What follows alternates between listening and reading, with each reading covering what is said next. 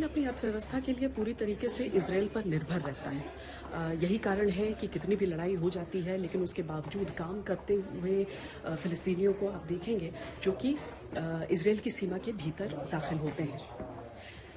इन सारी चीज़ों के बीच, इन दोनों देशों के बीच की जो कड़ियाँ हैं जो एक दूसरे को जोड़ती हैं, हम ज़रा उनसे भी आपका परिचय कराते हैं।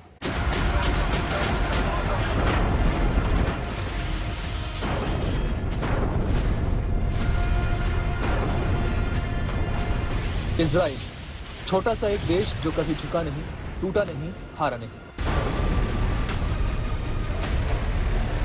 एक ऐसा देश जो अपने 13 पड़ोसी दुश्मन देशों से घिरा है और इनमें से एक है फिलिस्तीन, जो इजराइल का सबसे बड़ा दुश्मन भी है और इजराइल पर निर्भर भी है। फिलिस्तीन में बिजली इजरायली कंपनियां सप्लाई करती हैं। फिलिस्तीन के घरों में पानी इजरायली सरकार पहुंचाती है। वेस्ट बैंक में कई अस्पतालों का मेंटेनेंस इजराइल के भरोसे है। वेस्ट बैंक और गाजा में गैस की सप्लाई इजराइल करता है। सिर्फ इतना ही नहीं, बिजली और पानी के अलावा जो बुनियादी सुविधाएं हैं उसके लिए भी फिलिस्तीन इजराइल पर ही निर्भर है। इजराइल फिलिस्तीनी इलाके की अर्थव्यवस्था के एक बड़े हिस्से को कंट्रोल करता है। एक रिपोर्ट के मुताबिक फिलिस्तीन के लोग जो नौकरी करते हैं उनमें से एक बड़ा हिस्सा या तो इजराइल में काम करता है या फिर उसकी बसाई बस्तियों में। 2022 तक 1.5 लाख फिलिस्तीन इजरायली कंपनियों में काम कर रहे थे। 40 लाख की जनसंख्या में 1.5 लाख फिलिस्तीनी इजरायली कंपनियों में काम करते हैं। इन 1.5 लाख फिलिस्तीनियों का वेस्ट बैंक की जीडीपी में 1/4 योगदान है। फिलिस्तीनियों के सामने सबसे बड़ी समस्या बेरोजगारी है और यह तस्वीर आपको वेस्ट बैंक के हर इलाके में नजर आ जाएगी। 10,000 की जनसंख्या पर सिर्फ 13 बेड का एक अस्पताल है। फाइनेंशियल स्तर पर फिलिस्तीन इजराइल के सामने कहीं टिकता नहीं है। भले ही दोनों ओर से रॉकेटों की बौछार हो रही हो, लेकिन आर्थिक मोर्चे पर देखें तो जंग के नुकसान का असर सबसे ज्यादा फिलिस्तीन पर ही होता दिख रहा है। फिलिस्तीन 80% आयात इजराइल से ही करता है। 60% बिजली आपूर्ति इजराइल से आयात की जाती है। 40% गाजा में बिजली का उत्पादन होता है, लेकिन इस बिजली प्लांट के लिए डीजल फिलिस्तीन इजराइल से ही आयात करता है। फिलिस्तीनी इलाकों में पानी की सप्लाई में लंबा गैप होता है। ऐसे में ज्यादा कीमत देकर इजराइल से पानी आयात करना पड़ता है। सिर्फ पानी खरीदने में फिलिस्तीनियों को अपनी आय का 8 से 13% खर्च करना पड़ता है। लिहाजा इस युद्ध में जब इजराइल ने बिजली और पानी की सप्लाई गाजा में रोक दी है तो हर तरफ अंधेरा ही अंधेरा है। कई इलाकों में लोगों के पास मोबाइल चार्ज करने लायक भी बिजली नहीं है। इजराइल को दुनिया के सबसे ताकतवर देशों में गिना जाता है। न सिर्फ जीडीपी में फासले को लेकर फिलिस्तीन इजराइल से बहुत पीछे है, बल्कि तकनीकी स्तर पर भी ये कहीं टिकता नहीं है। एक ओर जहां फिलिस्तीन की जीडीपी का आकार लगभग 19 अरब डॉलर है, तो वहीं दूसरी ओर इजराइल की जीडीपी आईएमएफ के अनुसार 2023 में अनुमानित 564 अरब डॉलर के करीब है। इजराइल की पर कैपिटा इनकम 58,270 डॉलर है। वहीं फिलिस्तीन में यह आंकड़ा महज 3,789 डॉलर है। 2022 में इजराइल ने 7,358 करोड़ डॉलर का निर्यात किया था, तो वहीं फिलिस्तीन का एक्सपोर्ट मात्र 135 करोड़ डॉलर रहा। हैरानी की बात यह है कि फिलिस्तीन की ओर से निर्यात किए जाने वाला सामान का ज्यादातर हिस्सा जॉर्डन, यूएई, ईरान जैसे देश नहीं बल्कि इजराइल ही खरीदता है। इजराइल हमास जंग का हर पहलू आपके लिए लेकर आ रहे हैं। हमारे तमाम संवाददाता इजराइल के अलग अलग हिस्सों से, इजराइल से लगती हुई अलग अलग देशों की सीमाओं से आपके लिए तमाम रिपोर्ट्स लेकर आ रहे हैं। मैं इस समय जहां पर खड़ी हूं, मेरे पीछे डेड सी है और उसके ठीक उस तरफ जो आप पहाड़ी और सेटलमेंट देख रहे हैं वो देश है जॉर्डन। पूरब और पश्चिम की सीमाएं जो इजराइल की हैं वो बहुत महत्वपूर्ण इसीलिए हो जाती हैं क्योंकि फिलिस्तीनी जो आबादी है वो या तो गाजा पट्टी में है या फिर वेस्ट बैंक में है, और इसीलिए हर जगह से मैं आपके लिए रिपोर्ट लेकर आ रही हूँ, वहां के लोगों से बातचीत करके उनके मन में क्या है, इस युद्ध को लेकर क्या सोच रहे हैं इस समय, क्योंकि पूरी दुनिया इस समय ये समझना चाहती है कि इस युद्ध में अब आगे क्या। ये सारी चीजें हम आपको दिखाएं उससे पहले हम आपको बताते हैं कि आज का दिन क्या हुआ है, किस तरीके से गाजा में इजराइल की तरफ से ताबड़तोड़ आक्रमण किए गए हैं। कैसा बीता है युद्ध का 22वां दिन।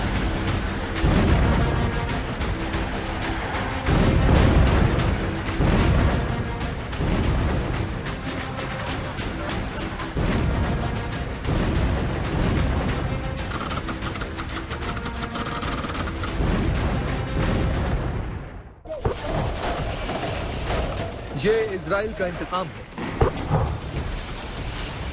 गाजा धमाकों से गूंज रहा है। 22 दिनों से आसमान से नॉन स्टॉप बमों की बारिश हो रही है। इजराइल रुकने को तैयार नहीं। इजराइल ने ठान लिया है कि वो हमास को खत्म करके ही मानेगा। बमों की आग और धुआं रह रहकर गाजा के शहरों के सन्नाटे को चीर रहा है। हर तरफ से चीत्कार उठ रही है। दिन रात सुबह शाम रह रहकर गाजा पर बम गिर रहे हैं। तबाही का ऐसा मंजर दुनिया ने हाल के सालों में शायद ही देखा हो। जंग के 22वें दिन ये तबाही और गहरी हो गई है और बीभत्स हो गई है। गाजा की तबाही का आलम देखिए। यहाँ की 40% इमारतें जमींदोज हो चुकी हैं। हर तरफ गिरी इमारतों का मलबा है। पानी, बिजली, नेट सब कुछ कट चुका है। और इन तबाह इमारतों के बीच लोग जान की गुहार लगा रहे हैं।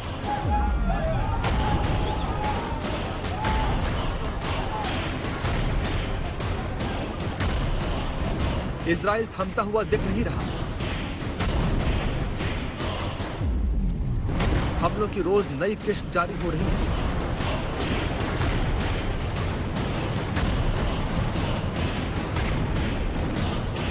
चौबीस घंटे में इजराइल ने हमास के 250 ठिकानों पर बमबारी की।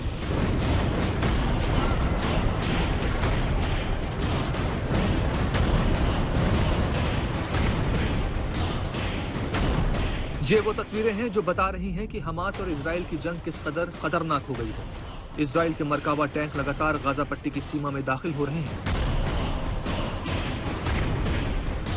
फेंसिंग को तोड़कर ये टैंक लगातार गाजा में जा रहे हैं। ये फाइनल अटैक की तैयारी है। सबसे बड़ा हमला जिससे दुनिया सहमी हुई है।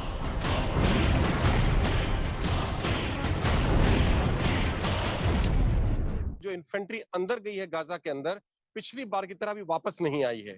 वो जितने इलाके में अंदर घुस गई है वहां जाकर रुक गई है और वहीं उन्होंने अपना अभी जो है अपने मोर्चे बना लिए हैं। तो ये अपने आप में बहुत बड़ी खबर है। चाहे इसको हम फुल फ्लेजेड ग्राउंड ऑफेंसिव ना बोलें, पर ये एक लिमिटेड ग्राउंड ऑफेंसिव जरूर है जिसमें आईडीएफ अंदर जाके वापस नहीं आई है। आज सुबह आईडीएफ का जो स्पोक्स पर्सन है, इजरायली फौज के स्पोक्स पर्सन है, उन्होंने बयान दिया है कि उनकी कोई कैजुअलिटी नहीं हुई है, यानी कि इस हमले में कोई भी इजरायली सैनिक नहीं मारा गया है। और उन्होंने काफी ज्यादा तो नहीं बोलूंगा लेकिन कुछ किलोमीटर अंदर तक गाजा में कब्जा कर लिया है। और इस वक्त उनकी सबसे बड़ी प्रायोरिटी जो हॉस्टेजेस है उनको छुड़वाना और जो हवाई फायर उनके ऊपर अभी हो रहा है गाजा के अंदर, उससे अपने आप को बचाव करना है। इजराइल के मरकावा टैंक गाजा पट्टी के अंदर पोजीशन ले चुके हैं। 2 शहरों पर इजराइल की सेना ने जमीनी हमले किए।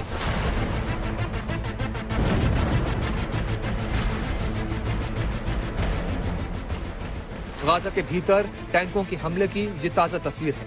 लगातार भारी बमबारी की जा रही है। इंटरनेट और मोबाइल फोन सर्विस को पहले ही काट दिया गया है। वायुसेना सुरंगों और अहम इमारतों पर हमले कर रही है। हमलों में इजराइल व्हाइट फास्फोरस बमों का इस्तेमाल कर रहा है। इससे हमास भी दहल गया है। वेस्ट गाजा सिटी में इजराइल के ताजा हमलों में 100 लोगों के मरने का दावा किया गया है। इजराइल के मरकाबा टैंक गाजा पट्टी में हर तरफ तबाही मचा रहे हैं। अभी तक की रणनीति ये है कि इजराइल छोटे छोटे जमीनी हमले करके हमास की कमर तोड़ रहा है।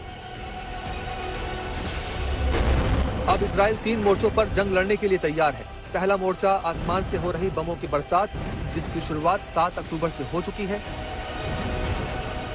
दूसरा मोर्चा समंदर से गाजा पर हमला, इस पर भी इजराइल का एक्शन जारी था। चुनौती तीसरे मोर्चे की थी, गाजा में टैंक के साथ जमीनी हमले की, जिसके लिए इजराइल अब तैयार हो चुका है। जॉर्डन के विदेश मंत्री कह चुके हैं कि इजराइल ने जमीनी जंग शुरू कर दी है। हमास ने भी कहा है कि वो इजराइल की सेना के ग्राउंड अटैक का सामना कर रहा है, लेकिन इजराइल ने इससे भी खतरनाक रणनीति अपनाई है, जिससे गाजा को हर तरफ से घेरा जाएगा। अमेरिका का भी कहना है कि इजराइल हमास युद्ध में खतरनाक क्षण आ गया है। इजराइल की जनता भी चाहती है कि सेना जमीनी हमले में जोरदार तेजी लाए, क्योंकि बिना जमीन पर उतरे हमास को खत्म करना नामुमकिन है। श्वेता सिंह, शिव अरूर के साथ राजेश पवार, इजराइल आज तक।